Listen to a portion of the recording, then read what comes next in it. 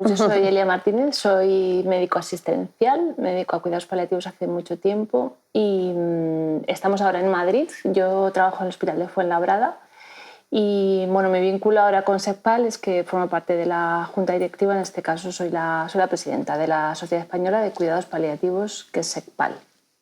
Vale, bien, pues yo me llamo Belén Martínez, estamos en Madrid y yo soy enfermera de cuidados paliativos pues desde hace yo creo que toda mi vida profesional, o sea, prácticamente como 25 o 26 años, yo creo que todo, ¿no?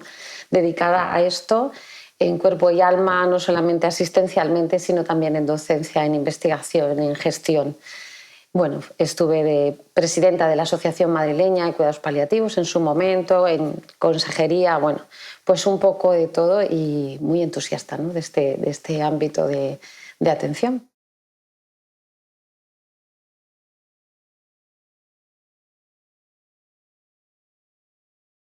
Sí, SECPAL realmente es una asociación de sociedades autonómicas, ¿no? Tenemos, yo siempre digo, filiales pues en la mayor parte de las autonomías. De hecho, ahora mismo se acaba de inscribir una de las últimas que quedaban, que era la murciana, de cuidados paliativos. Tenemos repartidos en todo el territorio nacional sociedades autonómicas que configuran lo que es la red, que es la sociedad nacional, ¿no? Por decirlo de alguna forma.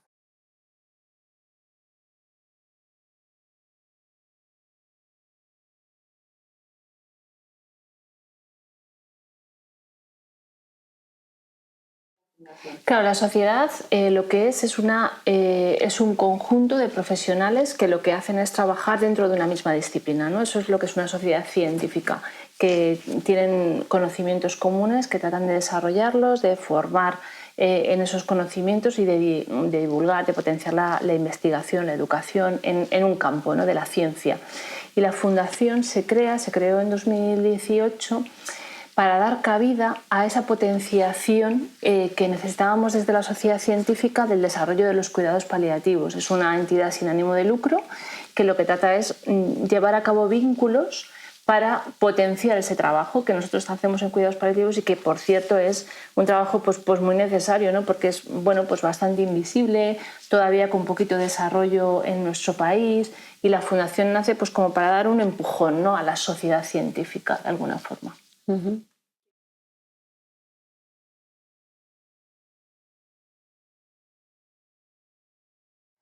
Realmente contratado solamente tiene dos personas. Una persona que forma parte de la Asociación de Cuidados Paliativos Europea, de la IPC, que es pues un miembro que está contratado en España, y luego tenemos un gestor de proyectos que se encarga de hacer de alguna forma esa labor más, más profesional o es una parte más profesionalizada dentro de la sociedad. Luego es verdad que hay un gabinete de prensa que forma parte de la sociedad y que pues trabaja para ella, además de para otras entidades. Hay una parte que es un gabinete jurídico y otro que es el económico-administrativo, y hay una secretaría administrativa que lleva toda la parte, que es muy importante además, toda la parte de socios, de cuotas, todo lo que es la formación, etcétera.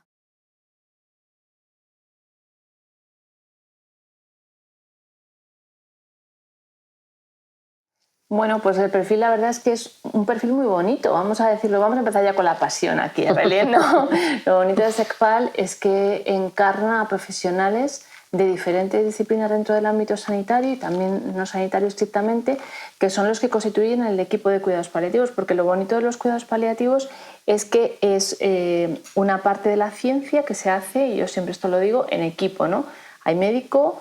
Los médicos pueden ser de diferentes especialidades porque no hay una especialidad médica de cuidados paliativos reconocida en España, son médicos que se han formado. Las enfermeras, que tampoco tienen una especialidad en cuidados paliativos, sino que se han formado vía máster, vía experto de alguna forma. Tenemos psicólogos que de igual forma no cuentan con una acreditación específica, pero han trabajado o han llevado a cabo estudios para tratar esa parte, ¿no? Ese tipo de pacientes en concreto. Trabajadores sociales, voluntarios, asistentes espirituales y en general lo que hay fundamentalmente como socios dentro de SECPAL pues son personas que forman parte de ese tipo de... Y también te caes. Sí, claro, por supuesto, auxiliares de enfermería. Tenemos también auxiliares de enfermería, sí. Es que recopilando, ¿no?, todo el equipo, ¿no? Digo, ¿nos falta alguien? Sí. Y bueno, por poner y fisioterapeutas. Habría fisioterapeutas y terapeutas ocupacionales. Es verdad, pero es verdad que pero poquitos. Socios hay muy poquitos. Sí, hay muy poquitos de socios. De hecho, ya hay muy poquitos trabajadores sociales dentro de SECPAL, ¿eh? Falta que haya más gente.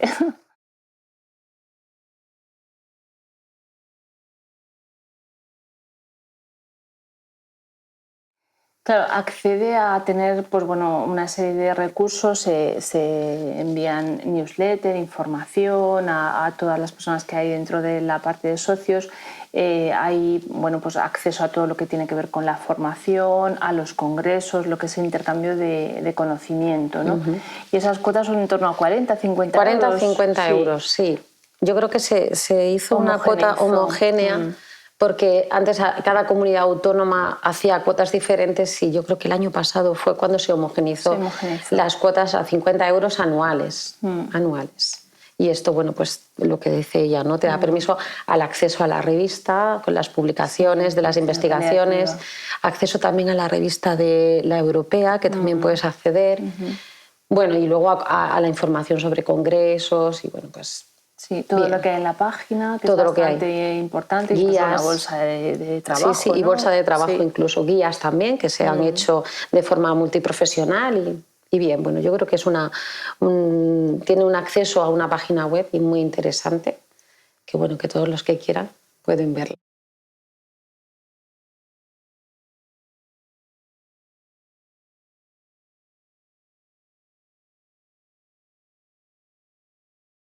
Bueno, como alma gemela fundamental en España tenemos PEDPAL, que es la parte de cuidados paliativos pediátricos. Esa sería nuestra parte más hermana, por decirlo de alguna forma, porque es sociedad científica y engloba pues, lo mismo que nosotros en adultos, en niños. Pero luego es verdad que bueno, hay algunas fundaciones y asociaciones que, si bien no forman parte de SECPAL, colaboran muy estrechamente con ella, ¿no? Por ejemplo, Fundación La Caixa, papelón fundamental, histórico a lo largo de los años, porque crean equipos sociosanitarios con trabajador social y psicólogo, que es una de las grandes carencias de los equipos de cuidados paliativos, porque el Sistema Nacional de Salud no aporta a esos profesionales a los equipos, y una fundación privada es la que se está encargando de dar ese soporte, ¿no? La Asociación Española contra el Cáncer también ha llevado a cabo esa labor, y esas son las dos más grandes, ¿no, Belén? Históricamente, tú que tienes un recorrido... Históricamente sí, son las dos más grandes. Luego, evidentemente, todas las sociedades científicas que en cierto modo tienen que ver con el final de la vida, la Sociedad Científica de Geriatría, ¿no? Que comparte muchísimas cosas con nosotros, la medicina interna, familia, ¿no? Al final colaboramos muchas veces, ¿no? Con ellos, incluso en hacer documentos comunes. Yo creo que tenemos buena relación, además, incluso para apoyarnos, ¿no? en esa profesionalización, esa especialidad, ¿no? Que llevamos persiguiendo durante mucho tiempo y que no hay manera, ¿no? Y que lo único que hemos conseguido es un diploma de acreditación avanzada que para todos nos parece muy pobre, ¿no? Eso es. Bueno, hay muchas sociedades muy implicadas y luego dentro de la propia sociedad, ¿verdad? Sí que es cierto que se creó una específica de enfermería en el año 2005 por un motivo, específicamente porque surgieron las especialidades de enfermería en España, que no existían, y un poco por ubicar la posibilidad de que se desarrollara una especialidad en cuidados paliativos. Nos exigían que tuviéramos una sociedad propia, y aunque estamos dentro de SECPAL, pero sí que es verdad que es una asociación aparte, y bueno, recientemente... Se acaba de crear la parte médica, ¿no? Que es SEMPAL, la Sociedad Española de Medicina Paliativa, lleva un añito de rodaje nada más. Y bueno, ahí sí que es verdad que también hay pues, bueno, una representación bastante buena de todo el territorio de responsables de equipos de cuidados paliativos de todas las autonomías. Y bueno, yo veo con el tiempo está Psicopalis, que es también una parte de los psicólogos que llevan a cabo mucha labor, sobre todo de formación. Han editado documentos de altísimo interés.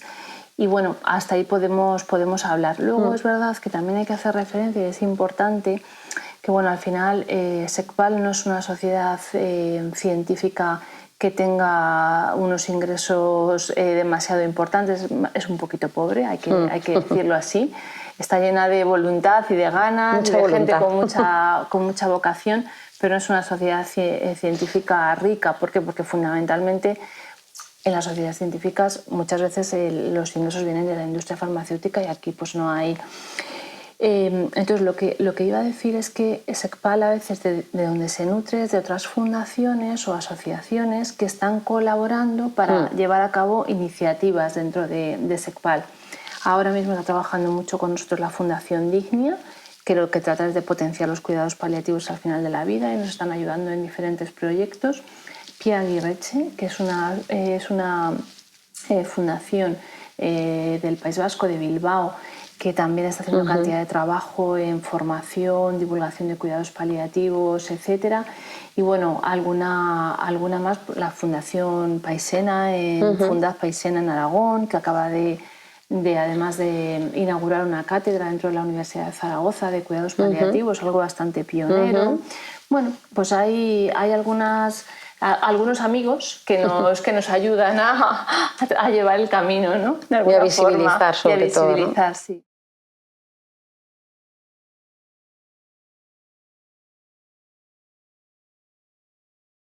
Bueno, la verdad es que eso es muy bonito, ¿no? Porque se fundó en 1992. Los pioneros, yo creo, en España están bastante claros, ¿no? Marcos Gómez Sancho, Josep Porta, Sabel Gómez Batiste, vivos todavía, Enrique Benito. Bueno, hay una serie de personas que lo que veían es que los cuidados paliativos se habían desarrollado fundamentalmente en Inglaterra, que el movimiento hospice ya iba teniendo recorrido y aquí en España pues no había nada de nada, ¿no? Y se debieron reunir y debieron decidir, pues vamos nosotros a formar una sociedad que desempeñe esta labor, ¿no? Yo recuerdo que la unidad donde yo trabajo, que es el Hospital Gregorio Marañón, empieza a trabajar en el 91 y parte de la gente que trabaja ahí, Núñez Olarte también. Y Eulalia López y Medio, que era la enfermera, están en ese, ¿no? En ese empuje, ¿no? inicial. Ellos, es verdad que, por ejemplo, enfermería se forma en Inglaterra y medicina trajo un poco lo de Canadá, ¿no? Y yo creo que se refunden ahí un poco esas dos filosofías, ¿no? De ver los cuidados paliativos, Inglaterra más hospice, ¿no? Canadá un poquito más versión hospital, como digo yo. Y bueno, pues ahí es donde surge todo. Yo la verdad es que estoy ahí como respirando todavía, ¿no? Parte de recientemente se ha jubilado Juan Manuel, ¿no? Y Manolo Conti, que también fue uno de los pioneros. Y la verdad es que, bueno, pues respiras un poquito, ¿no? De esa esencia, ¿no? Inicial, que no tiene nada que ver con lo que se hace ahora, porque ahora empezamos mucho, antes no tiene nada que ver con esos inicios, ¿no? De final de vida, como era antes, ¿no? Y de paciente solo oncológico. Ya, totalmente. Ahora, afortunadamente, se está pudiendo empezar a extender bueno, pues la atención paliativa al paciente no oncológico. Antes eran pacientes oncológicos, efectivamente. Solo y exclusivamente. Solo y exclusivamente. Muy final de vida, ¿no? Muy final de vida. Muy final de vida. Poco paliativo precoz, poco seguimiento conjunto con el neumólogo, con el oncólogo, con el cardiólogo de un paciente con una enfermedad irreversible. La verdad es que esto sí que hay que reconocer que se ha trabajado mucho. Se ha trabajado mucho. Que se sigue trabajando mucho porque hay que concienciar mucho, sobre todo a nuestros propios compañeros, enfermeros, médicos, el resto de profesionales que quizá no tienen tan calado el beneficio de los cuidados paliativos y que lo entienden como una disrupción, ¿no? Sí, y lo siguen entendiendo. A pesar de estar a lo mejor implantados los cuidados paliativos, ya digo, desde el año 91, ¿no? Cuesta, es como algo que tienes que seguir impregnando, que tienes que ser ese aceite que no se va porque no hay forma.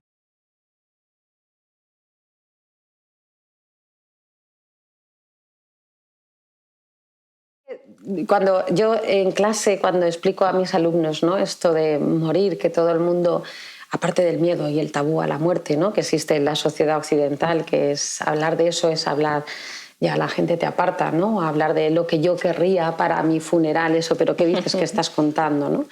Ese miedo que se le tiene a la muerte, ¿no? Para mí morir es un proceso, evidentemente. Yo recuerdo, y yo creo que recientemente se ha recordado la frase de Camilo José Cela, ¿no? El morir es algo, es dulce, ¿no? Lo que es la muerte, pero la antesala es muy cruel, ¿no? Y es cierto, ¿no? Una vez, ¿por qué? Porque hay mucho sufrimiento y dolor que se puede aliviar, ¿no? Que decimos nosotros que siempre se puede aliviar, ¿no? Y es que el morir no es solo el acto, ¿no? O como le digo yo a los familiares muchas veces para que entiendan, porque morir no es bonito, la muerte no es bonita y no se muere como en las películas, ¿vale? Y eso a veces lo tenemos idealizado y no es así, y hay que hacer una educación de cara a la sociedad importante, ¿no? Pero morir implica despedirse. Es que hemos vivido, tenemos una biografía y tenemos que cerrar esa biografía. Y eso es lo difícil, porque a veces solamente pensamos en lo físico, en el dolor, en las náuseas, en los vómitos, en el ahogo, pero es que hay pacientes que a lo mejor no tienen ningún síntoma, pero tienen un sufrimiento espiritual o emocional grandísimo, porque entre otras cosas tienen que despedirse de su pareja de toda la vida, o de sus hijos, o de sus nietos, o al revés, o de su madre, ¿no? Entonces, eso es un trabajo que tiene que hacer la persona y el que queda también. Y en ese trabajo yo creo que es donde nosotros, ¿verdad?, acompañamos e intentamos ayudar desde todas las disciplinas, cada uno aportando su granito de arena para que sea lo más sencillo posible ese camino, ¿no?, que tienen que transitar, ¿no?, hasta el final. Y bueno, pues esto es lo que hacemos, ¿no? Sí, porque al final es un proceso igual que es el nacimiento, ¿no? Exacto. Que decía Enrique Benito que era el murimiento, ¿no? Eso es. Pero es verdad que, claro, el nacimiento también puede ser tremendamente complejo, ¿no? Y hay mujeres que no tienen precisamente un recuerdo bonito de sus partos, ni de cómo han venido a la vida sus hijos, porque es un proceso que, bueno, se puede complicar. Pero esto es distinto, porque es lo que dice Belén, que en este proceso puede que no haya absolutamente ninguna complicación de ningún punto de vista, ni psicológico ni tal, pero sí que es verdad que cambias de sitio, ¿no? Cambias de sitio, dejémoslo ahí, cada uno creerá que cambia de una parte a otra o en función de las creencias y de cantidad de cosas, pero lo que está claro es que hay un momento en el que pasamos de una esfera a otra y hay que despedirse, hay que cerrar ese círculo, ¿no?, de alguna manera. Eso es. Y eso tiene complejidad. Sí, mucha complejidad.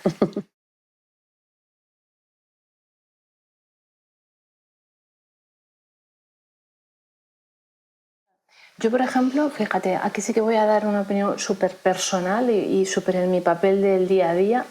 ¿Cómo moriría mal un paciente mío, ¿no?, un paciente de los que yo he visto esta mañana?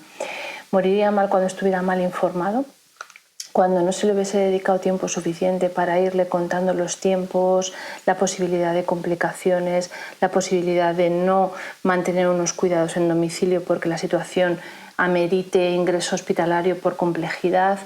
Moriría mal si no le permitiésemos, lo ha dicho muy bonito Belén, cerrar pues sus despedidas, tener sus tiempos, manejar sus tiempos.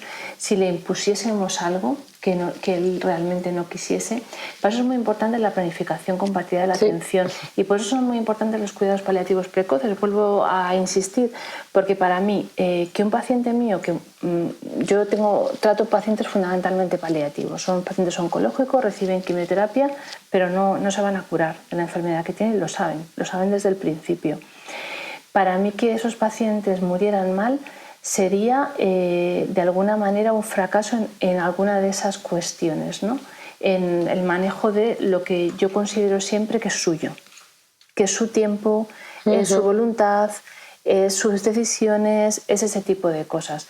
Porque luego es verdad que morir mal desde el punto de vista de que no haya un control sintomático, de que no haya una atención psicológica, de que no haya tal, eso es algo que desgraciadamente sigue existiendo en España, porque no hay desarrollo pleno de los cuidados paliativos, pero en nuestro entorno no se da tanto.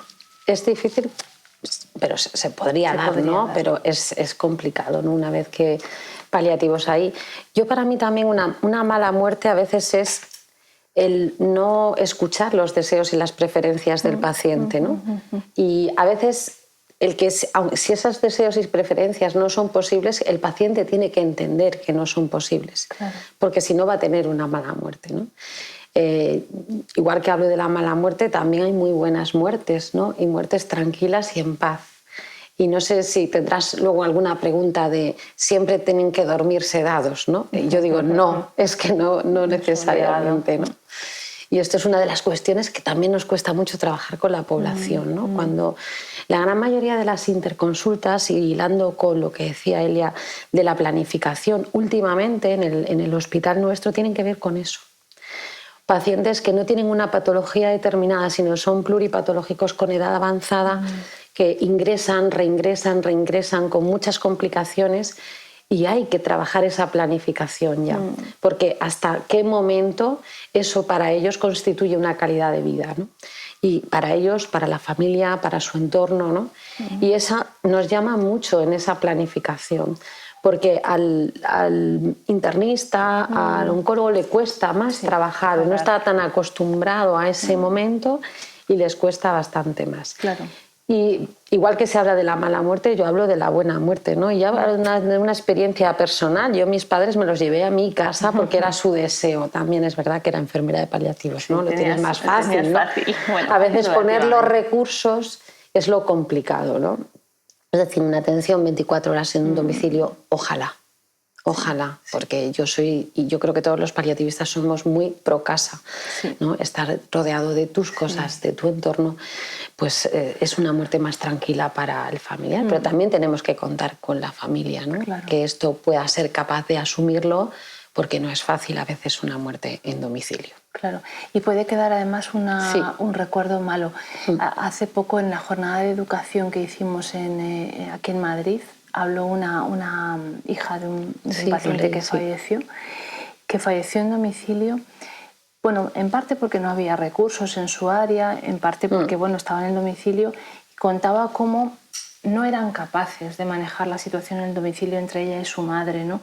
Entonces, esa situación de haber llegado al final de esa manera tan traumática, con discusiones de por medio, con dudas relevantes, ¿no? De estamos haciéndolo bien, estamos haciéndolo mal, eso debería poderse evitar, ¿no? Ahí debería haber un profesional que estuviese asesorando a esa familia diciendo: estáis colapsados, no pasa nada, vamos a ingresar. No era lo que quería tu padre, quería haber fallecido en domicilio, pero es que tenemos que buscar lo menos malo. A veces no se puede hacer lo más bueno, desgraciadamente, ¿no? Y me acuerdo que Juan Pablo Leiva, nuestro queridísimo Juan Pablo Leiva, decía muchas veces: aliviar el sufrimiento, bueno, le aliviamos hasta cierto punto. A cero muchas veces no se puede dejar el sufrimiento, entonces esa base también hay que partir, ¿no? Vamos a ayudarte todo lo que podamos, pero puede que llegue un momento en el que tengamos que tomar una decisión que sea la menos mala, no la buena. Entonces, ahí también yo creo que son puntos que influyen, ¿no?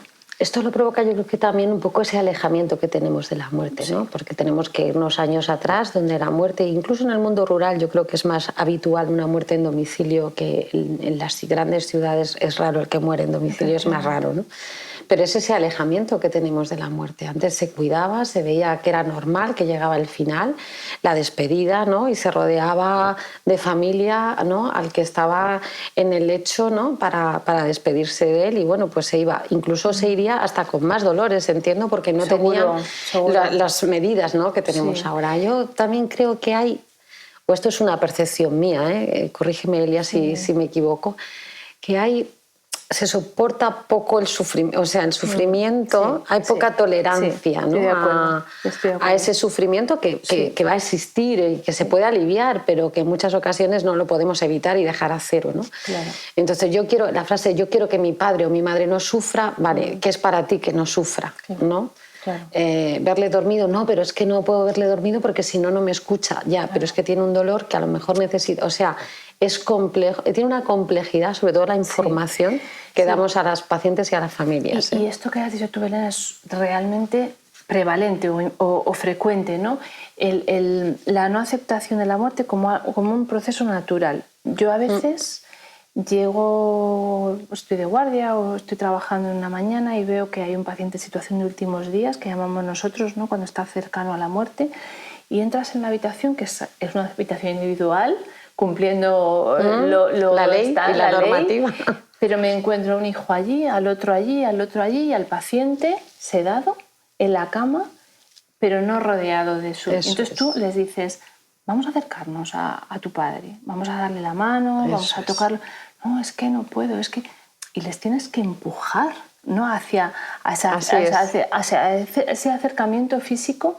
Y a mí me cuesta ver dónde está ahí el problema. Hemos errado nosotros en que no les hemos sido capaces de transmitir lo importantísimo que es acompañar a esa persona físicamente. Yo siempre les digo, mira, nosotros el equipo, aquí estamos el enfermero, el médico, tal, os vamos a ayudar un montón para el control de síntomas, pero el papel más importante lo tiene la familia. El acompañamiento de la familia es la clave en que esa persona se vaya con paz y a su vez esa familia se va a quedar con paz. Pero es curioso porque yo veo, digo, pero si están cada hijo sentado en un sitio de la habitación y el paciente está en la cama y nadie le está dando la mano. ¿Qué ha pasado ahí? Eso es un problema que tenemos en la sociedad, un problema de valores, un problema de expectativas. Ahí ya entraríamos valores, en expectativas. Una complejidad alta. Sufrimiento, cuando se prolonga un poquito, en lugar de 3 días, se prolonga esa situación de final de vida, 5 días. Esto no puede seguir así, no podemos seguir así. No podemos hacer algo para que se acorde, esto nos lo dice. Esto nos lo dice, ¿no?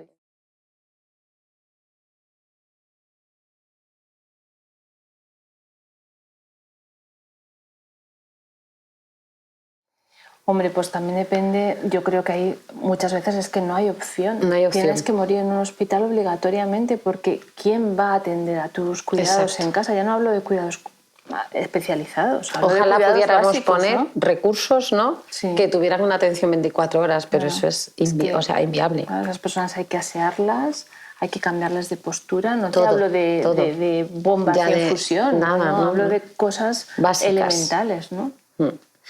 Hombre, ya digo, o poner recursos o eso no es factible. Y lo que ocurre en el día a día es que fallecen en los hospitales solos. Eso sí, fallecen solos en los hospitales. Yo hago mucho empeño siempre en mis alumnos. El paciente que está al final de la vida sigue viviendo. Por favor, pasad a la habitación, porque a lo mejor no es capaz de llamar.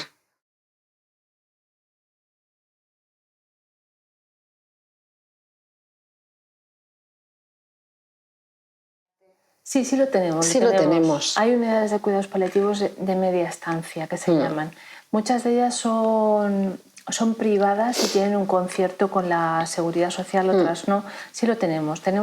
Y además hay una serie de requisitos. Nosotros tenemos aquí unidades en hospitales de agudos, que pueden ser unidades de cuidados paliativos en hospitales de agudos o equipos de soporte que atienden al resto de servicios del hospital, son interconsultoras.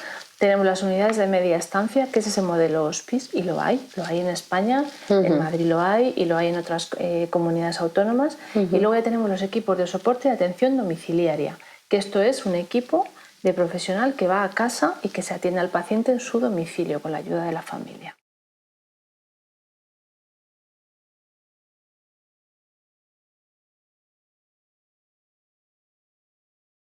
Y luego tenemos un servicio muy importante que es un paliativos 24 horas telefónico, que para esas familias que se quedan en esa situación de últimos días y tienen dudas sobre esas medicaciones que se les han dejado preparadas o esos cuidados o esos síntomas que empiezan a aparecer que les descolocan, como pueden ser unos estertores, ese equipo funciona para contener, para dar apoyo telefónico y creo que es muy importante desde que se creó hace ya casi 12 años, creo, que está en el servicio de urgencias y que luego, si ellos ven necesario, movilizan un equipo específico de una ambulancia para que vaya a hacer una valoración in situ, ¿no?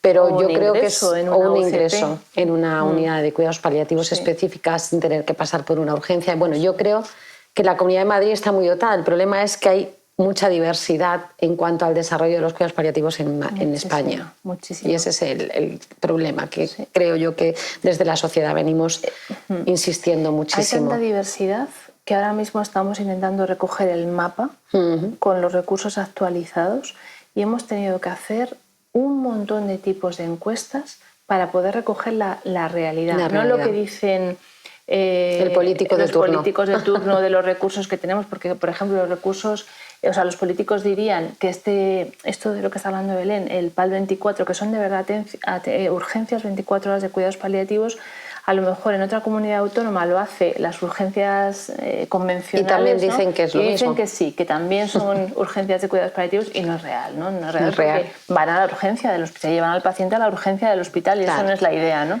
Claro. Pero es verdad que es tan complejo, es tan heterogénea la atención en cuidados paliativos en España que no sabe lo que nos está costando Sí. lo que es hacer la propia encuesta a los profesionales para recoger los recursos. Porque hay, vamos a suponer, equipos de soporte de atención domiciliaria que dependen de hospitalización a domicilio. Eso lo tenemos en Galicia, por ejemplo. O en Lanzarote. O en Lanzarote. Eso lo tenemos pues en diferentes sitios.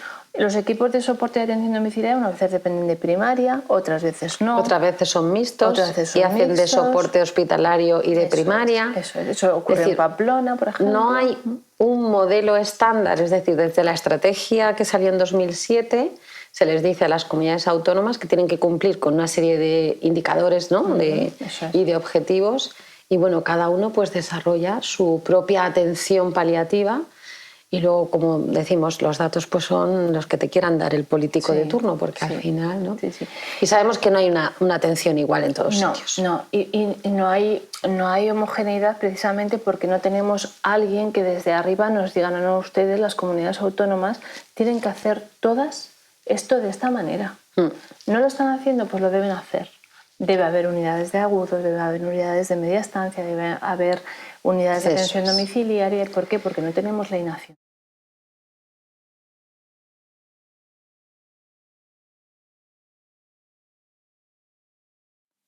Bueno, se ha peleado porque no la han considerado oportuno. Ha habido varios intentos de legislar, algunos Hay comunidades autónomas que han legislado.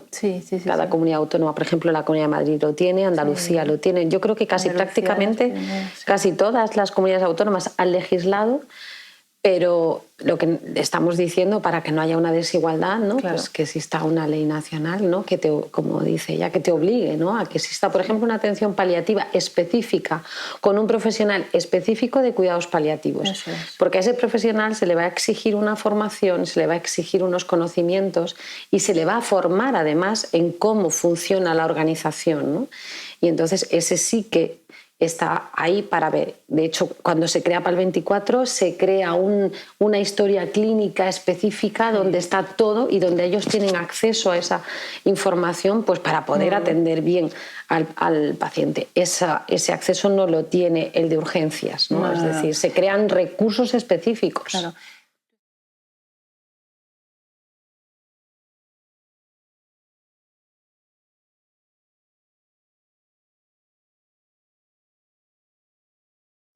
Bueno, la posición de SECPAL es la misma antes y después de la ley de eutanasia. Nosotros nos encargamos del desarrollo de los cuidados paliativos, de atender a los pacientes en cuidados paliativos, independientemente de que su final de vida sea o no el deseo de adelantar la muerte o solicitar una eutanasia. Nuestro comportamiento tiene que ser el mismo. No podemos entrar en la decisión personal de los pacientes. Nuestro objetivo debe ser y nuestra misión debe ser acompañar a los pacientes que tienen necesidades paliativas. SECPAL no está en contra, eso es un derecho que han adquirido los pacientes por esta ley, pero evidentemente sí estamos en contra de que no haya recursos suficientes para garantizar algo que forma parte de la ley de eutanasia, que es garantizar unos cuidados paliativos completos, complejos, y accesibles a todos los pacientes que solicitan la ley de eutanasia. Si no tenemos los recursos, ¿cómo quieren que podamos aportar esto a los pacientes? Entonces, ahí entra, yo tengo que decir que yo acompañaré a mi paciente si esa es su decisión, pero que a nivel, como presidenta de la Sociedad Española de Cuidados Paliativos, tengo que decir que si hay una carencia de cuidados paliativos, no pretendan que podamos acompañar a todos los pacientes que soliciten la eutanasia. Entonces eso sí que puede interferir en esas decisiones de los Además, pacientes. Esa petición de eutanasia no puede ser mediada porque no haya recursos. Eso es. Eso es lo que no puede ser, ¿no? Nosotros atendemos a diario pacientes que además también los profesionales se sienten desbordados cuando hay una petición de adelantar su muerte y de hacer petición, y nosotros abordamos esas situaciones y a veces detrás hay muchas cosas. Detrás es que no tengo un cuidador eficaz en casa, no sé cómo organizarme, no tengo ayudas, estoy perdiendo funcionalidad, yo no quiero vivir así, ¿no? Y no hay nadie que le acompañe. El profesional que recibe esa petición se asusta, porque es así, se asusta, y nos llama y nosotros, tenemos ese bagaje, ¿no? De explorar pues en todas sus dimensiones, no solamente lo físico, sino también lo emocional, lo espiritual, ¿no? qué es lo que está pasando, y tenemos pacientes pues que, por supuesto, han querido continuar con el proceso y nosotros le hemos seguido acompañando en todo ese control sintomático, en todo ese acompañamiento. Y luego también hemos tenido pacientes que al explorar pues han decidido que prefieren estar con cuidados paliativos aunque tengan esa baza, ¿no? Ellos siempre dicen, Sí. bueno, yo tengo eso ahí, vale, perfecto, ¿no? Como dice Elia, es un derecho adquirido y hay pacientes, oye, que hacen, ¿no? Hacen uso de ello. Claro. Pero yo creo que para nada está en contraposición, ¿no? Yo no creo está que en contraposición, claro. Yo creo que son dos cosas que, además, que llevamos ya tiempo trabajando con ello y, Sí, y bien. lo único que sí que es verdad que preocupa, pues bueno, eso, que en esa exploración que tiene que ser pues, por personal bien formado, cualificado, equipos interdisciplinares, o sea, que esa exploración no la pueda recibir el paciente, ¿no? Ese Exacto. es el problema. Porque no haya un recurso. No haya un recurso y el paciente diga, mire, yo estoy siendo una carga para mi familia, me quito del medio. Es decir, uno de los test que se ha puesto en marcha, que es el de la complejidad, el IDCPAL, precisamente uno de los ítems es este. Es altamente complejo un paciente. Cuando salta alta complejidad, es necesario un recurso específico de paliativos. Si no tenemos ese recurso, tenemos un problema.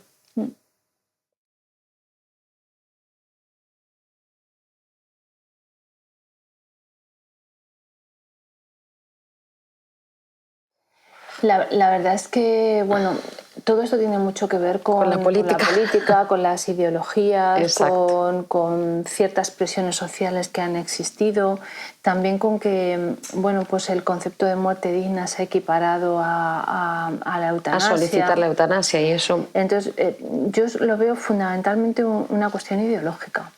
Creo que es así. Sin estar en contra de que se haya aprobado esta ley, desde luego no tiene sentido que no haya antes una ley de cuidados paliativos. Y esto lo diré las veces que haga falta y en los sitios donde haga falta. Exacto. No he dicho que no tengan derecho a pedir eutanasia quien así considere que sea más adecuado su final, pero no sin una ley de cuidados paliativos. Eso es, que garantice unos recursos para que lleguen a todo el mundo por igual.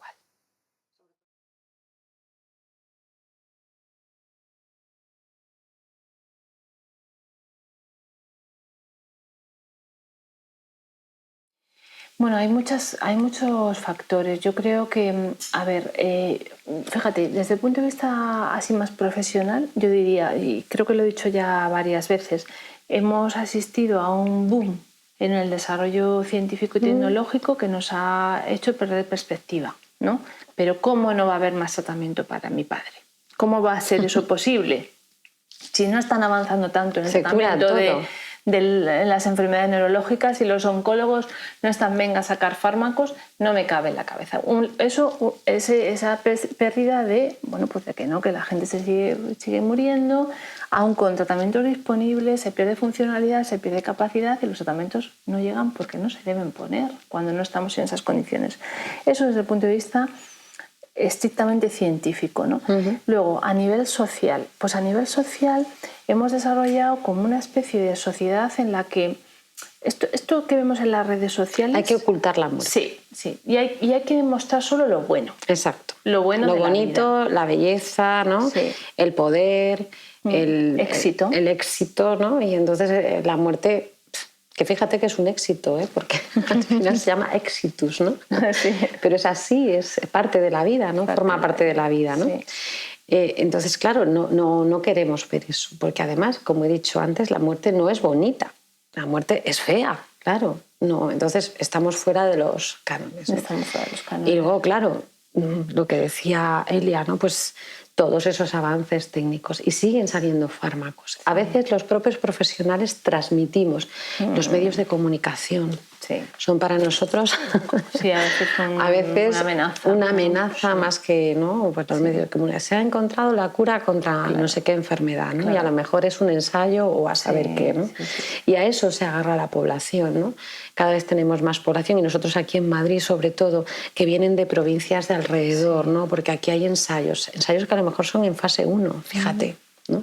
Que no estamos hablando de que te vayan a curar ni siquiera, pero bueno, nada. Pero se agarran a eso, ¿no? Y incluso los propios, yo por oncología sobre todo, ¿no? Que bueno, a ver si podemos buscar otro tratamiento y generas, ¿no?, esa expectativa en el paciente que cuando, como hemos dicho, son enfermedades crónicas, porque es verdad, el cáncer ya no es lo que era. No. Y entonces, claro, generas esas expectativas cuando dices ya no hay más, que nosotros siempre llegamos diciendo, claro que hay y se puede seguir haciendo, ¿no?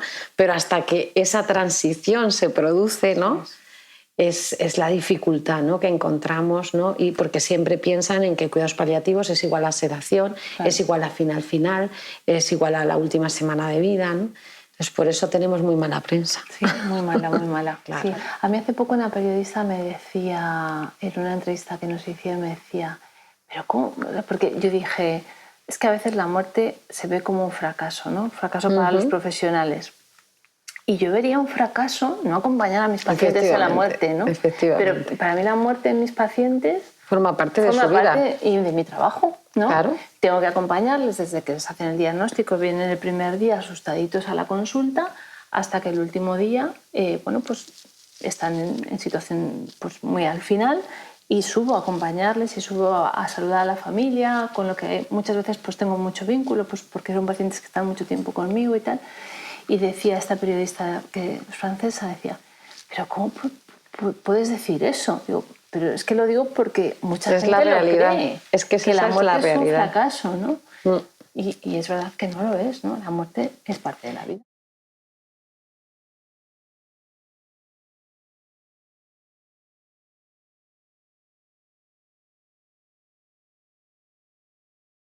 Muchas veces el paciente se siente abandonado por ese oncólogo, por ese médico que le ha seguido tanto tiempo, y no estoy diciendo 100%. Que él no quiera acompañar a ese paciente, pero a veces el día a día, ¿no? La actividad tan frenética que tiene en el trabajo, pues hace... Y el otro día un paciente nos decía, ¿no?, pues fíjate, me dijo que ya no había nada más que hacer y se quedó tan... ¿no? Y ya no me ha vuelto a llamar, porque claro, son años a lo mejor, ¿no? Y sienten esa sensación, ¿no?, de desahucio. Yo creo que por eso tiene que ser lo que decimos, ¿no?, esa transición, ¿no?, a cuidados paliativos, esa integración que tiene que haber entre los diferentes profesionales. No es blanco y negro, sino aquí hay una gama de grises que empieza desde hace mucho tiempo, ¿no? Esa gama de grises, porque se empiezan a tener pérdidas.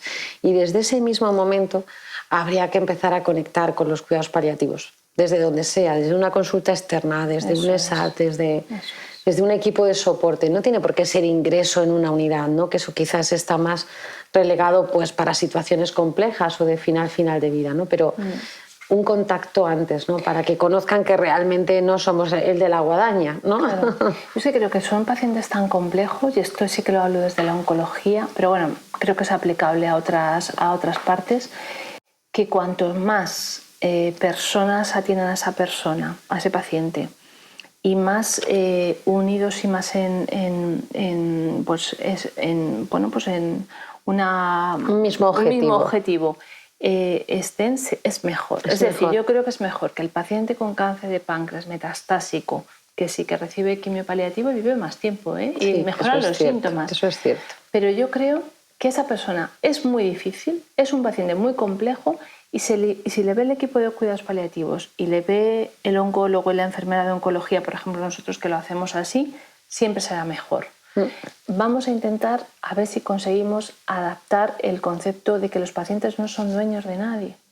Eso es importantísimo. Es que no es que este paciente es mío y no lo ve, no lo ve nadie más. Ocurre. No lo ve nadie más. Vamos a verlo entre todos, que seguro que cada uno aporta una cosa. Seguro que aportamos, siempre se aporta algo diferente, una visión distinta, porque la visión de paliativos no tiene nada que ver con la visión de un tratamiento oncológico, aunque sea paliativo, pero siempre, claro, el oncólogo quiere dar más vida, ¿no? Y a veces...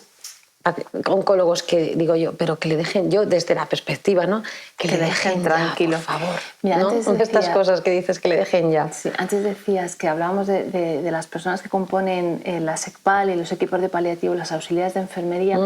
Yo muchos años en Laguna hacía guardias y entraba por la mañana a la guardia y venía Chelo, que era una de las auxiliares de toda la vida, y me decía: pasa Eli a ver a fulanito, que hoy no me gusta. ¿Cuánta razón llevaba Chelo? Sí. La señora de la limpieza, sí, también. que le han contado que de hoy no paso. Sí, ese tipo de cosas. Sí, ese tipo de cosas, todos aportamos. Todos aportamos, porque a lo mejor la confianza que con el médico no tienen, porque piensan que eso puede conllevar una serie de decisiones, sí la tienen con la auxiliar de enfermería. Eso es. Y a mí eso me interesa.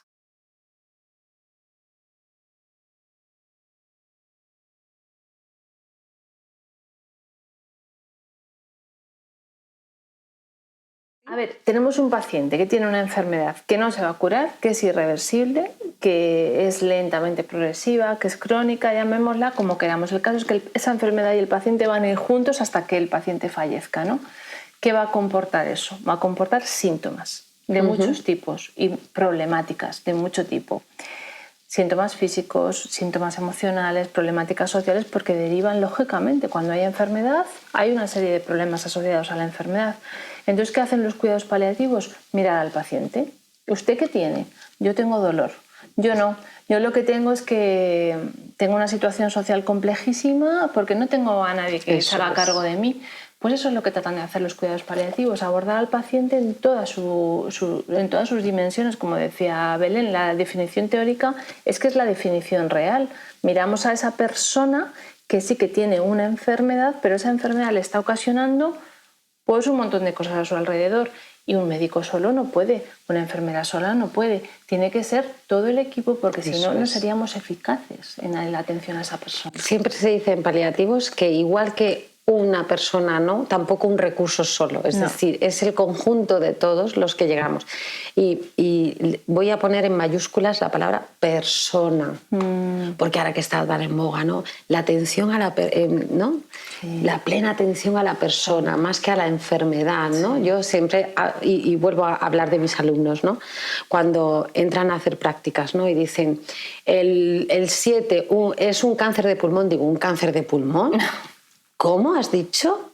Es Antonio Pérez, tiene una vida, una biografía, y encima está malito y a lo mejor cierra su biografía aquí con nosotros, por lo tanto no vuelvas a decir lo que has dicho. Claro.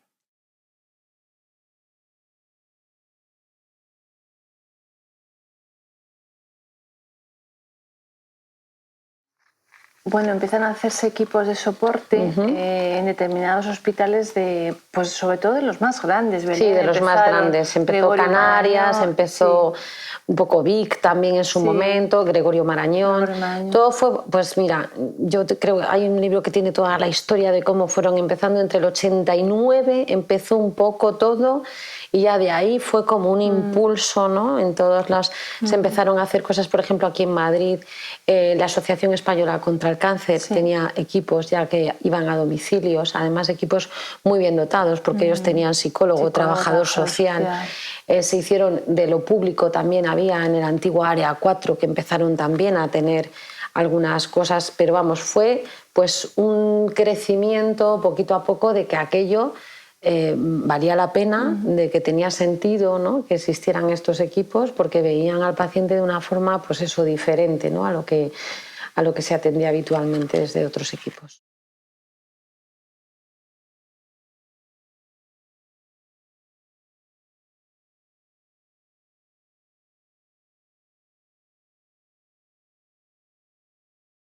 Mira, en España de las 50 facultades, menos de la mitad, 23, tienen alguna asignatura dedicada a los cuidados paliativos, que ya es, porque yo no di nada, ¿eh?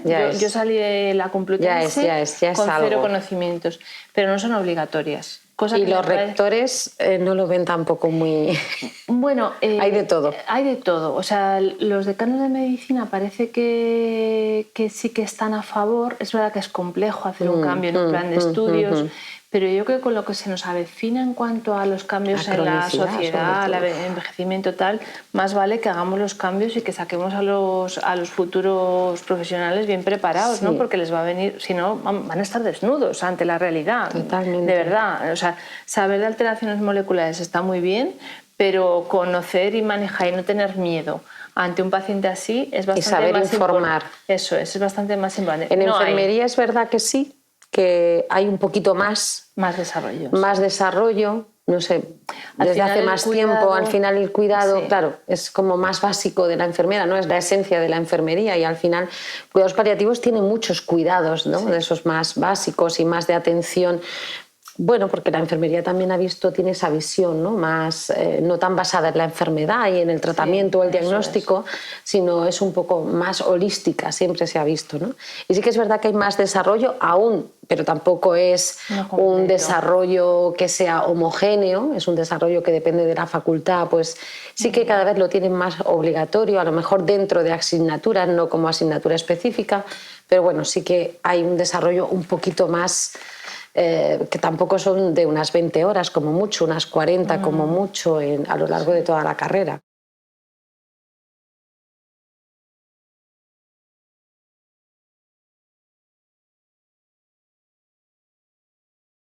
Bueno, yo creo que eso es un problema básicamente de concepto. O sea, si un decano de una facultad de medicina no es consciente de la importancia de incluir una asignatura obligatoria de cuidados paliativos, tiene un problema de concepto. O sea, básicamente. Porque lo ve banal, porque no lo ve relevante, porque no lo ve necesario. Yo creo que realmente ahora mismo, a día de hoy, no están incluidas porque, bueno, pues porque requieren una serie de cambio en los planes de estudios que no se ha podido desarrollar, pero yo creo que sí que se ha visto ya la necesidad, ¿eh? Hace 25 años no, pero a día de hoy yo creo que eso ya está bastante puesto de manifiesto.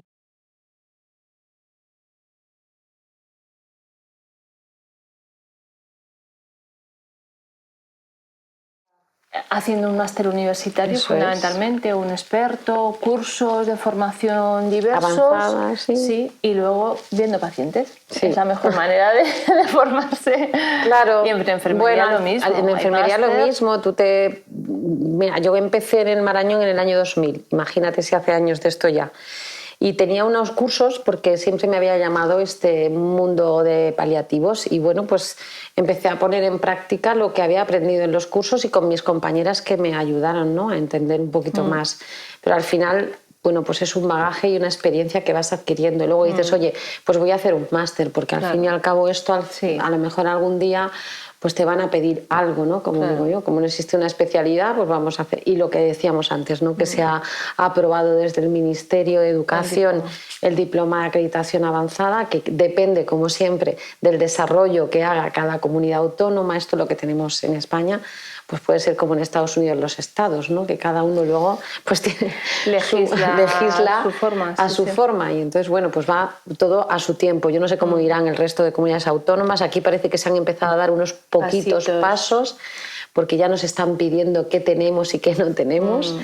Entonces, bueno, pues sobre todo porque yo al menos soy de las que digo que, o sea, en verano, lo siento, lo digo, desciende la calidad de atención en las unidades de cuidados paliativos porque las personas que se contratan no tienen ni formación y a lo mejor no les gusta ni lo que están haciendo, porque trabajar en cuidados paliativos es algo que te tiene que gustar, que lo tienes que elegir, porque si no es muy duro, incluso para el profesional, ¿eh? Entonces, no se puede contratar de una bolsa de trabajo como se contrata a día de hoy, la primera que le toque, porque tiene una baja más larga o menos larga. Esto no puede ser. Y hemos tenido experiencias y los pacientes lo notan. Sí, lo notan muchísimo.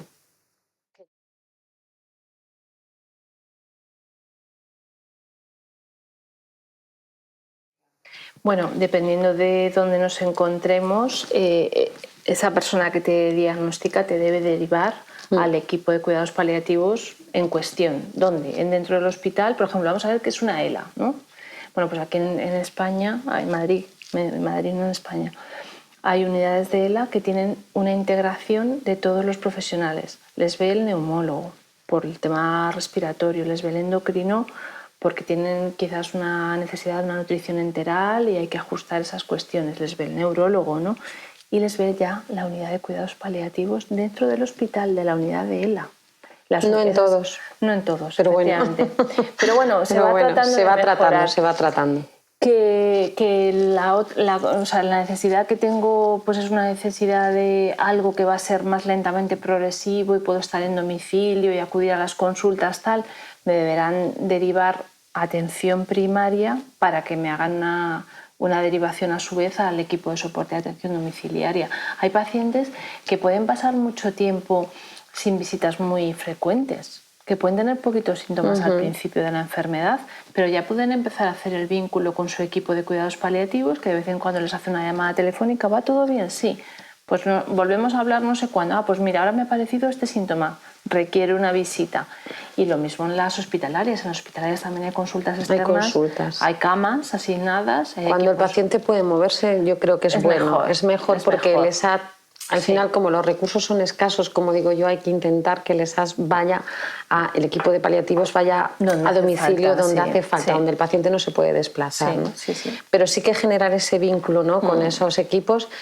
Nosotros, por ejemplo, tenemos en el hospital una activación, pues cada paciente que el comité de tumores, que es un comité donde se deciden los tratamientos o no, haya dictaminado cuidados paliativos, directamente pasan a la consulta de paliativos y se le da ya una cita.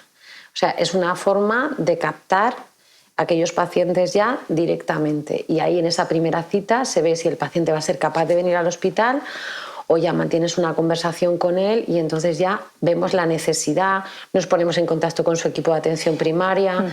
Este es un paciente que quizá necesita un seguimiento más estrecho, no está a lo mejor para un ESAD porque no está muy sintomático y parece ser que el tema social o emocional está más o menos ahora tranquilo, pero oye, hacerle un seguimiento más estrecho, porque siempre decimos, es decir, los cuidados paliativos deben de estar de base en todos los profesionales. Todos deberíamos tener unos conocimientos básicos para atender a esos pacientes. No porque tenga una enfermedad avanzada, progresiva, sin tratamiento, tiene que verlo un recurso específico. Aquí hablamos de la complejidad, ¿verdad? Que es tan importante tenerla en cuenta, pues porque los recursos son limitados y porque tenemos que optimizarlos, ¿no? Y entonces, bueno, pues ahí es donde vamos y decidimos quién es el recurso mejor, ¿no?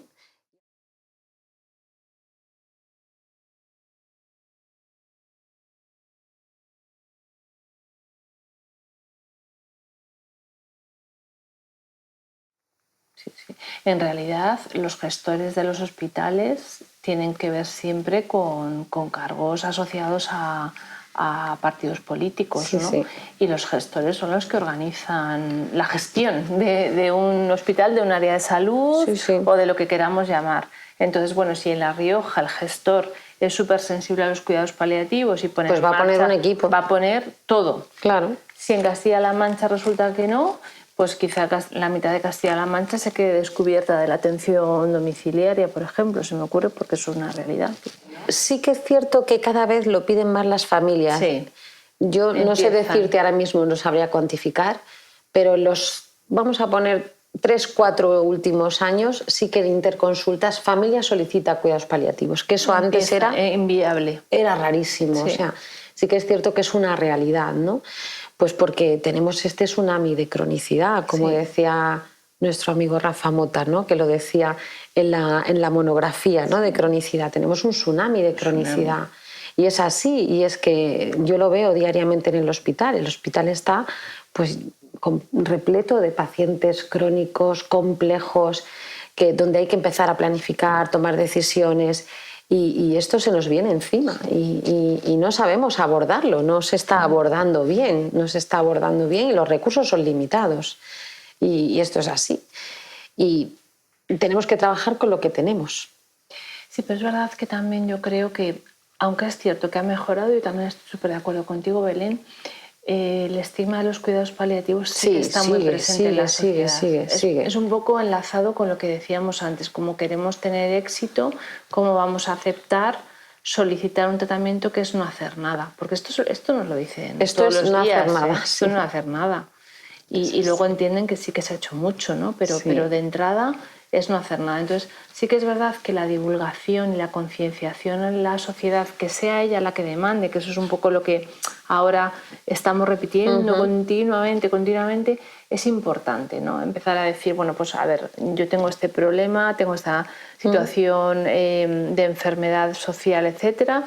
¿Quién me puede resolver mejor el problema? Pues es una unidad de cuidados paliativos, voy a demandársela a mi médico de atención primaria, ¿no? Por ejemplo, se me ocurre, ¿no? Eso es. Eso todavía no sé si hay... Mira, de hecho, es más, creo que no lo hay. me voy a mojar. Me voy a mojar porque encuentro pacientes que todavía tienen confusión, familiares sobre todo, entre la eutanasia y la sedación. Sí, totalmente. Todos los días o todas las semanas voy a decir, o una vez al mes voy a decir, tengo que explicar la diferencia entre la sedación paliativa y la eutanasia. Eso es verdad. Eso es mala señal. Eso es malo. Eso es mala señal en cuanto al conocimiento de lo que son los cuidados paliativos. De igual modo que te preguntan, ¿es cuidados paliativos y cuándo le vas a sedar? Efectivamente. ¿Por? ¿Hay algún motivo para sedar? ¿Hay alguna razón? ¿Hay alguna razón por lo que haya que sedar? No, ¿no? O sea, nos confunden con sedación, con eutanasia, incluso nuestros propios compañeros, Sí. que cuando hay una petición de eutanasia nos llaman. Nosotros, vamos, no pasa nada y exploramos, pero que no, una cosa no es la otra, ¿no?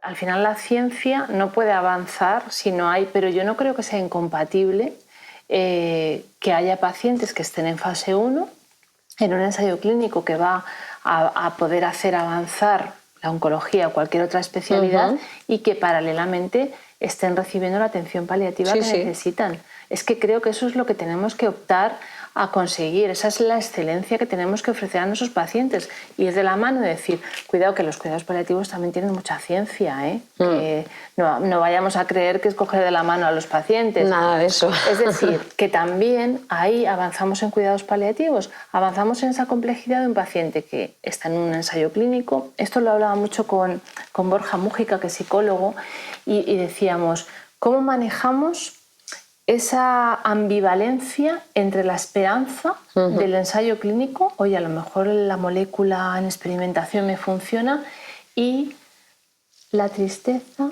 que lo vamos a decir así, de estar en cuidados paliativos? Esa ambivalencia es compleja de manejar. En una cabecita normal cuesta, ¿no? Pero precisamente es donde tenemos que trabajar, en decir, mire, es que aquí no hay ambivalencia que valga. Es que por un lado estamos haciendo ciencia siempre y cuando no hagamos daño al paciente. Eso es importante, muy importante.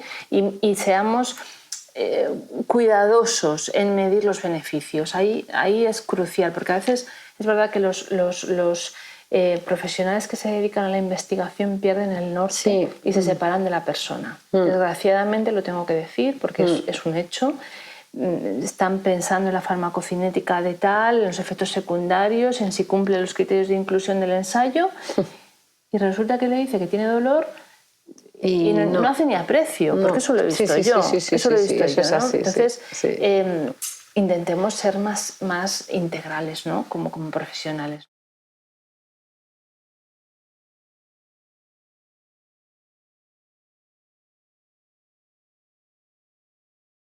En el caso concreto en España, precisamente la medicina privada no tiene buen desarrollo de cuidados paliativos. Es en la pública donde tenemos la mayor parte de los recursos. Sí, eso es así.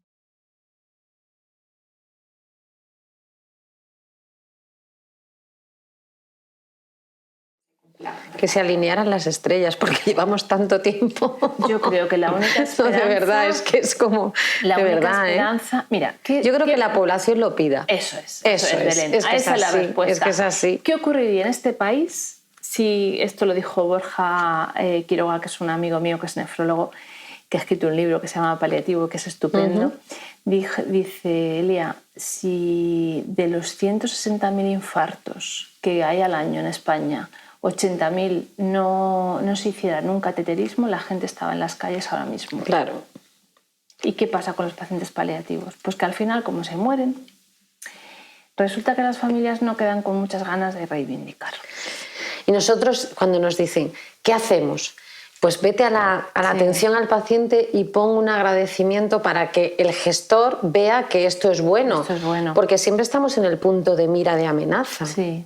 ¿No? Porque no vende los cuidados paliativos en el gran hospital, a pesar vende de poco, lo que ahorra. A pesar de lo que ahorra, que hubo un estudio ya de eso, ¿no? Que ahorra, ¿no? Que no nos gusta hablar de eso, porque que nos quieran porque ahorramos no nos gusta. No es nuestro objetivo, ¿no? No es nuestro objetivo, pero bueno, también ahorran sufrimiento. O sea, eso cuando hablamos de ahorramos todo. En términos económicos, ahorramos, porque hay menos encarnizamiento terapéutico, hay menos intervencionismos no apropiados, hay una adecuación de los esfuerzos terapéuticos. Eso ahorra recursos, ahorra dinero y ahorra sufrimiento, mucho sufrimiento. Entonces ahorra de todo.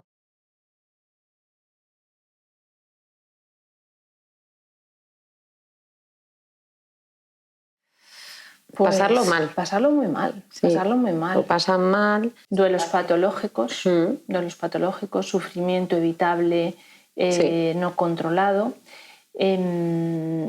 Burnout en los profesionales. No nos olvidemos de esto, porque un profesional que no es capaz de enfrentarse a una situación así acaba con una enorme carga de frustración. Eso es así. Incluso abandono de los puestos de trabajo. Esto está escrito y está publicado.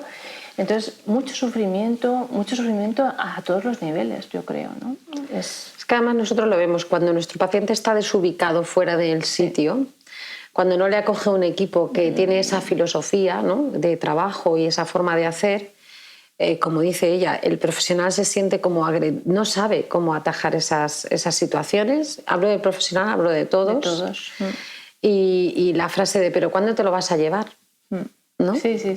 Quítamelo de encima porque yo no sé qué hacer con ello. No soy capaz, ¿no? O no sabemos cómo abordar esto. Y aunque tú estés ahí apoyando, pero las 24 horas les resultan complicadas.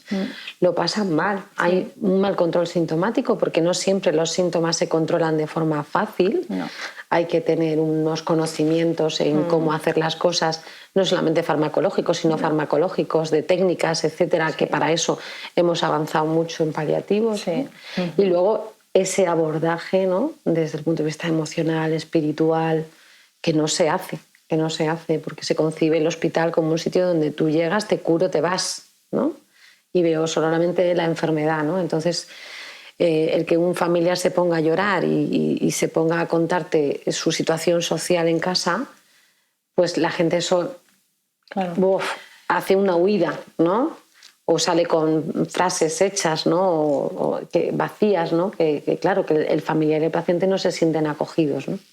Claro, yo es que soy muy díscola dentro del mundo de la medicina, me van a criticar mucho a lo largo de mi vida, porque hay muchos médicos que creen que el control sintomático lo podemos hacer nosotros, ¿no? Y luego yo le mando al psicólogo y le mando al trabajador social, al paciente, y es como que no integramos, por partes. No integramos, cortamos al paciente por cachitos que no han hablado entre ellos y que no han intercambiado información.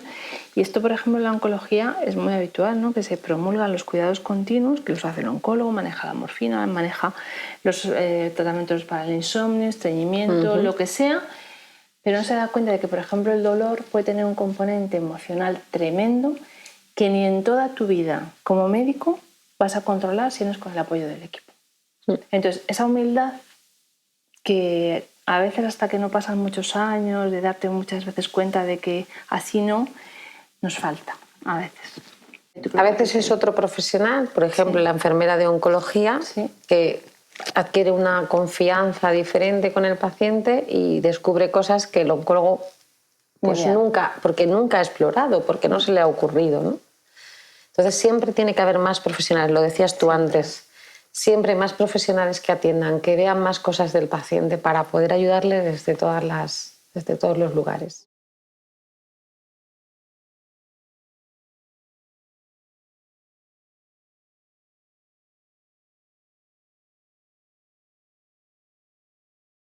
Yo diría, fíjate, que la complejidad del sufrimiento humano es tan alta que no me atrevería a decir algo, a ser tan tajante con algo así. Es muy alta la complejidad del sufrimiento.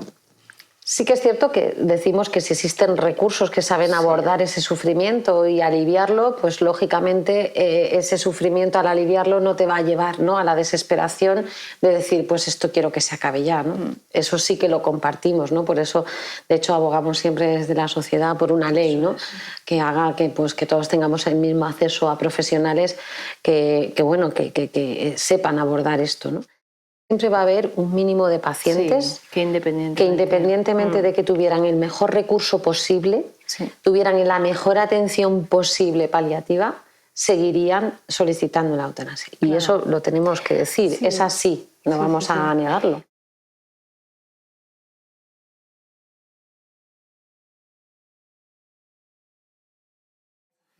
Bueno, SECPAL está trabajando mucho en la divulgación, desde luego, está trabajando mucho en la formación.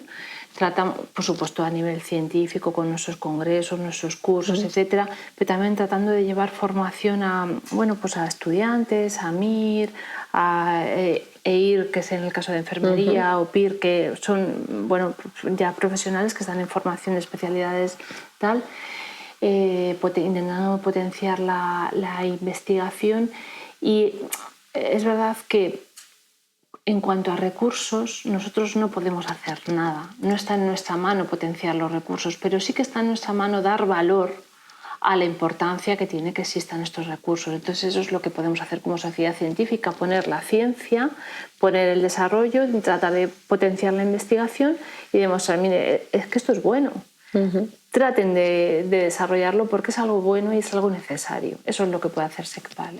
Yo creo que SECPAL trabaja, es la sociedad científica que más trabaja de todas, ¿no? Yo creo que sí. Además, desde el punto de vista de comunidades autónomas, igualmente. Sí. Yo que estuve de presidenta de la asociación, pues tú... A todo lo que te pidan. Esos 2 años fueron tremendos, ¿no? Porque dices, madre mía, ¿no? Pero a todo lo que te pidan siempre estás, porque además... Tu intención es que se divulgue, que esto es bueno, que es positivo, ¿no? Que es bueno para los pacientes, para las familias, para la sociedad, ¿no? Entonces vas a donde te llamen, ¿no? Desde las entrevistas. Además, yo recuerdo que estuve en los años que salió la ley de eutanasia y, claro, era como una especie de bombardeo, porque parece que nosotros estábamos como en contra, ¿no? Y no era el caso, ¿no? No es esto, no es lo que nosotros decimos. Ahora estamos llevando a cabo una especie de plan que es el acercamiento hacia las asociaciones de pacientes. Hoy tengo yo que firmar un convenio con CEAFA, que es una asociación de pacientes con enfermedad neurodegenerativa. Vamos a hacer uno con otra de las asociaciones más importantes de ELA. Yo, aunque soy oncóloga, trato de trabajar y de potenciar el no oncológico porque me parece que es esencial y que es deficitario ahora mismo. Entonces, ¿qué vamos a hacer con esos convenios? Pues con esos convenios vamos a tratar de nutrirnos de forma, bueno, pues mutua, ¿no? Nosotros tratamos de explicar qué son los cuidados paliativos, por qué lo pueden pedir, pues por ejemplo, cuando nos reunimos con Adela, que es una de las asociaciones nos dimos cuenta de que no sabían nada. Y lo mismo con CEAFA, no sabían lo que era la planificación compartida de la atención. Entonces eso es gordo, no llegar a las asociaciones de pacientes que a su vez son la voz de los pacientes. Eso es una misión que es nuestra y tenemos que llegar a todas, a ser posible, a ver si en este tiempo uno detrás de otro.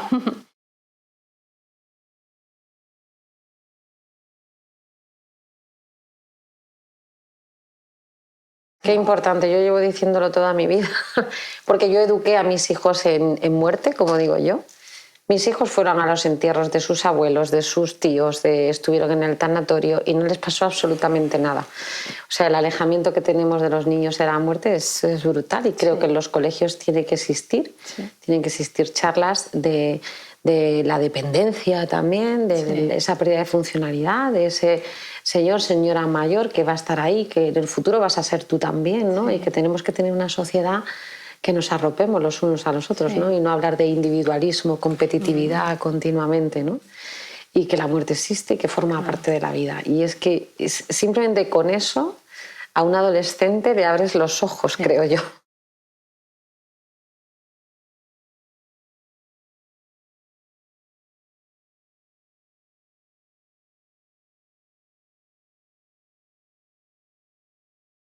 Efectivamente, por supuesto.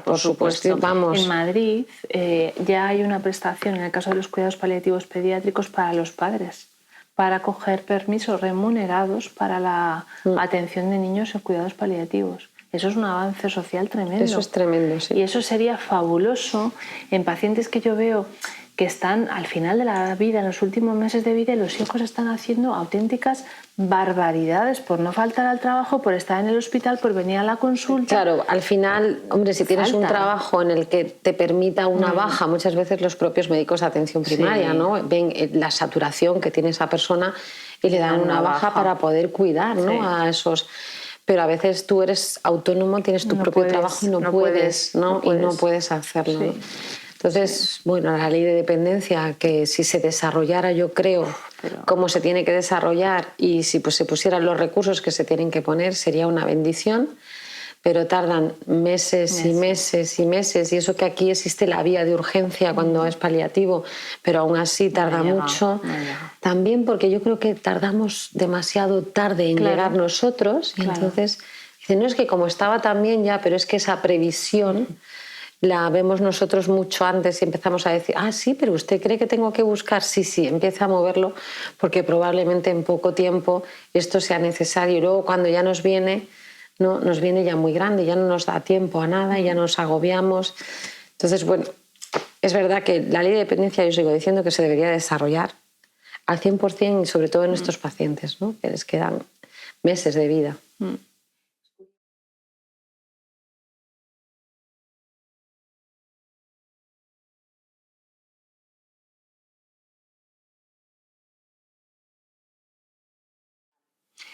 Bueno, yo creo que la perspectiva que tenemos por delante es buena, es positiva. Que la evangelización, que yo digo muchas veces esto, pero es que es una expresión muy apropiada, de los cuidados paliativos, ya es un hecho.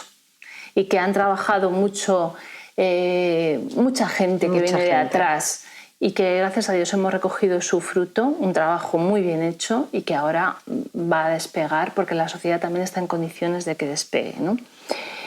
Y yo creo que por otra parte, esto es como todo, ¿no? El hecho de que la sociedad nos va a empezar a reclamar va a hacer que se potencien los recursos, que aparezca una ley, seguro aparecerá, como tantas otras cosas han caído por su propio peso a lo largo de la historia, ¿no? Y que el horizonte va a ser más positivo que el que desde luego han hecho nuestros pioneros, a los cuales les tenemos que agradecer infinito el haber levantado las primeras piedras, ¿no? Yo pienso como ella, que la población empiece a pedir cuidados paliativos es algo muy positivo. Y lo que hemos dicho siempre desde paliativo es que una buena muerte y tranquila es posible. O sea, que esto también es algo muy positivo y que a veces necesitamos de recursos específicos y a veces no. A veces no. A veces no es necesario, pero sobre todo que la sociedad intente integrar este proceso como algo natural es tan importante para que se den también muertes tranquilas y en paz, ¿no? Yo creo que hay un papel ahí de la sociedad científica, ¿no? Que está haciendo mucho, ¿verdad? Apoyándose en fundaciones para la divulgación.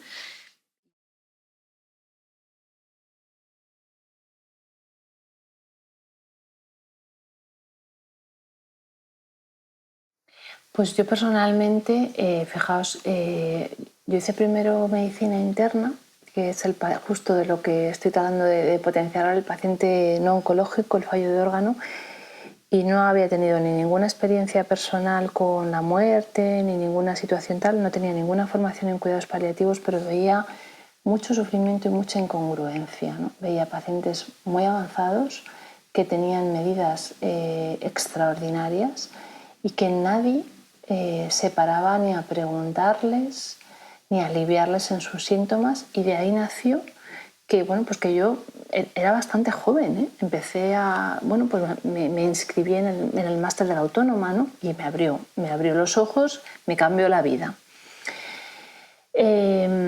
Yo, desde luego, he venido soy médico vocacional, pero la ciencia me encanta, ¿no? Me encanta leer artículos sobre medicina, sobre tal, pero a mí lo que me gusta son las personas y ayudar a las personas.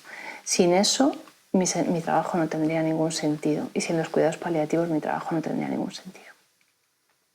Bueno, yo es que soy una apasionada. Yo empecé con 23 años en esto, que empecé a trabajar en un sitio pues, de pacientes crónicos, y allí empezó a haber cursos de paliativos y dije yo, es que esto es lo que yo quiero. O sea, a mí nunca me gustaron las grandes tecnologías, siempre huí de las UCIs, de los aparatajes, porque no me gustaba la persona. Yo empecé a hacer prácticas en la carrera en oncología, me encantó el paciente oncológico y me encantó el paciente geriátrico, y cuando fui a firmar mi primer contrato me dijeron, ¿qué quieres? ¿Urgencias, UCI? Y dije, bueno, geriatría, medicina interna o oncología. Y dice, me miraron así con cara extraña, ¿no? Porque a mí me gusta cuidar a la gente y conectar con las personas, y creo que en ese final de la vida se conecta muy bien con las personas, ¿no? Se conecta con la esencia de esas personas, y para mí eso es ayudar. Yo siempre digo, y esto lo dice, no recuerdo quién es el que lo dice, pero ayudar a dar vida y a curar, no deja de ser menos importante también ayudar a morir, ¿no? A morir bien y en paz, ¿no? Y yo así sigo y siempre decimos, oye, hay que tener en cuenta la fatiga por compasión, ¿verdad? Cuidado, que llevamos muchos años en esto y puede ser que la tengamos. Bueno, yo creo que trabajar en paliativos me ha hecho a mí, porque yo nunca había tenido ninguna muerte, ya trabajando en paliativos tuve una muerte traumática de mi hermano y a mí me ayudó a haber trabajado en paliativos, a superar todo lo que se me venía encima, a superar lo que se me venía encima con mis padres. Y me ha ayudado muchísimo en todo, en una muerte reciente también de una sobrina, también de muy poquitos años. Me ha ayudado a entender que esto pasa, que no nos gusta, claro que no nos gusta, la pérdida tienes que vivirla, pero a mí me ayuda esto y me ayuda a levantarme todos los días y querer ir a trabajar, que eso para mí es importantísimo. Eso es lo más importante, que no estés mirando el reloj y digas, uy, todavía es la 1:30. Al contrario, es, uy, me falta tiempo, ¿no? Sí. Yo creo que la mayor suerte del mundo, primero, es lo que nos enseñan los pacientes, que nos enseñan un montón todos los días, y segundo, que las horas en el trabajo se pasen y realmente digas, qué bien estoy trabajando. Y te vas satisfecho a tu casa, ¿no?